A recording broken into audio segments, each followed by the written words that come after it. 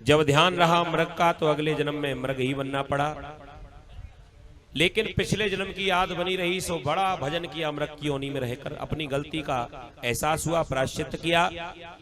और भगवान का नाम लेते लेते जब मृग ने अपना प्राण छोड़ा तो प्रभु ने कृपा कर दी और तीसरी बार इनको ब्राह्मण के घर में जन्म मिला और तीसरी बार इनका नाम भरत ही रखा गया।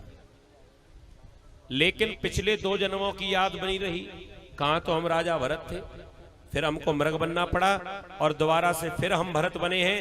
लेकिन अब किसी से बात नहीं करेंगे, क्योंकि बात करेंगे तो प्रेम होगा, प्रेम होगा तो मोह होगा, इसलिए बात ही नहीं करेंगे। घर में ना तो माँ से बात करें, ना पिता से, ना भाइयों से, ना भाभियों से, किसी से भी बात नहीं की। गांव में किसी से बात नहीं करते। वैसे तो नाम था भरत, लेकिन लोगों ने एक और नाम रख दिया, जड़। जड़ का अर्थ होता है पागल, सो पूरा नाम हो गया जड़ भरत। बोलिए भक्तवत्सल भगवान की। सुखदेव जी महाराज वर्णन करते हैं, जड़ भरत जी महाराज, इनको सबने पागल समझा, भाइयों ने घर से निकाल दिया। जंगल में तपस्या करने के लिए बैठे। सिंध सौवीर देश का राजा रहुगण कपिल देव आश्रम में ज्ञान प्राप्त करने के लिए जा रहा था, लेकिन एक कहार बीमार हो गया। पालकी में बैठकर जा रहा था, कहार हुआ बीमार। अब 3 कहारों से पालकी चले ना। तीसरा एक व्यक्ति और चाहिए, तो चौथे के लिए जड़ भरत जी महाराज दिखाई पड़े। कह दिया ये बढ़िया महात्मा मोटे ताजे दिखाई पड़ रहे हैं, ये बढ़िया पालकी ढोएंगे। सो बोझ उठाने वाले, पालकी उठाने वाले आकर कहने लगे, महाराज चलो हमारी पालकी में लगाओ, महाराज की में। आ गए, आगे ही लग गए पालकी में। लेकिन जड़ भरत जी आत्माराम नीचे देखकर चल रहे हैं, कहीं हमारे पैरों से कोई हिंसा ना हो जाए, किसी प्रकार का कोई जीव जंतु मारा ना जाए। इन्होंने ध्यान रखा इस बात का, और जहां भी कोई जीव जंतु दिखाई पड़ता है, छोटे छोटे चींटियां कीड़े मकोड़े दिखाई पड़ते हैं, सोई छलांग लगा देते हैं। अब पालकी चलते चलते अब बीच में बोझ उठाने वाले कहीं छलांग लगा दे तो फिर पालकी का क्या हाल होगा। पालकी हिली, पालकी में लगाता एक बांस, राजा भी हिला और राजा का सिर सीधे बांस में जाकर टकराया। नाराज होने लगा। जड़ भरत जी महाराज फिर शांत होकर चलने लगे। आगे चलकर देखा कुछ चींटियों का झुंड दिखाई पड़ा, सो फिर छलांग मार दी। पालकी फिर डगमगाई।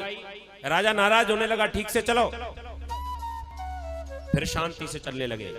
थोड़ी देर के बाद बहुत सारी चींटियों का झुंड दिखाई पड़ा। महाराज ने सोचा कि छोटी छलांग से काम नहीं चलेगा, अब तो लंबी छलांग मारनी पड़ेगी। ऐसी लंबी छलांग मारी कि बेचारा राजा ही पालकी से नीचे गिर। अब तो नाराज, इसे अपना अपमान प्रतीत हुआ, नाराज होने लगा।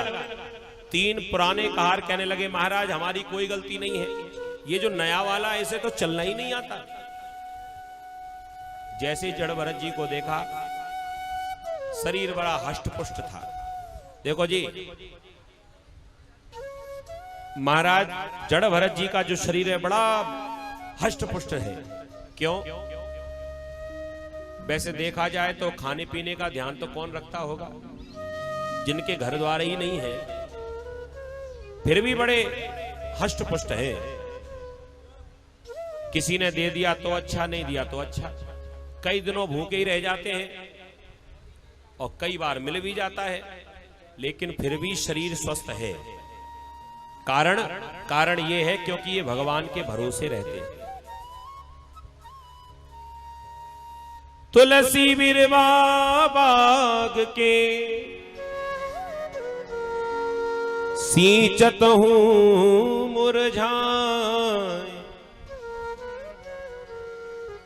राम भरोसे जो रहे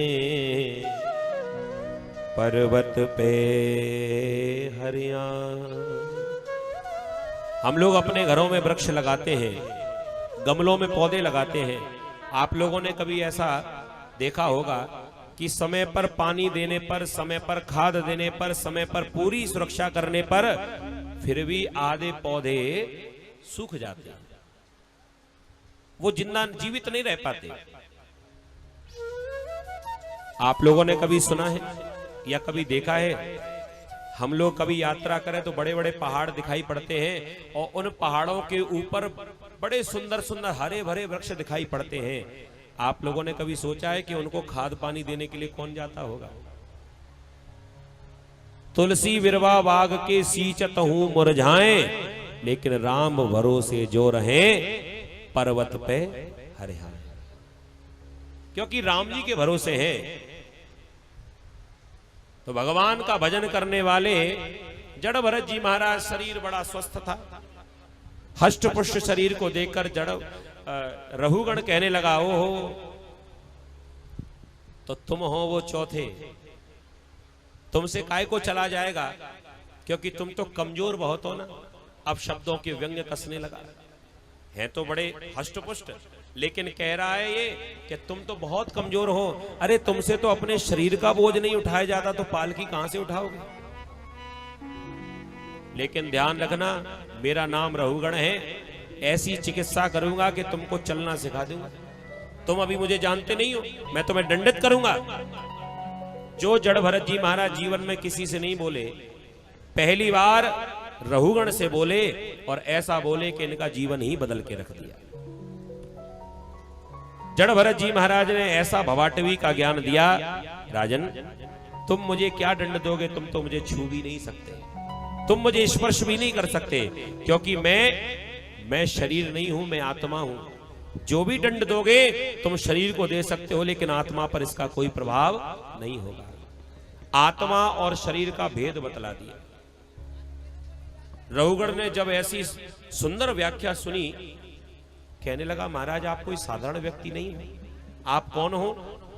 कहीं ऐसा तो नहीं कि स्वयं कपिल देव ही भेष बदलकर मेरी परीक्षा करने के लिए आ गए हो? अपना परिचय दिया, कह दिया सही परिचय तो यह है कि आत्मा हमेशा अजर अमर है, ना कभी मरती है, ना कभी जीवित, ना कभी जन्म लेती है। आत्मा पर कोई प्रहार नहीं कर सकता, आत्मा को अग्नि जला नहीं सकती, आत्मा को हवा उड़ा नहीं सकती।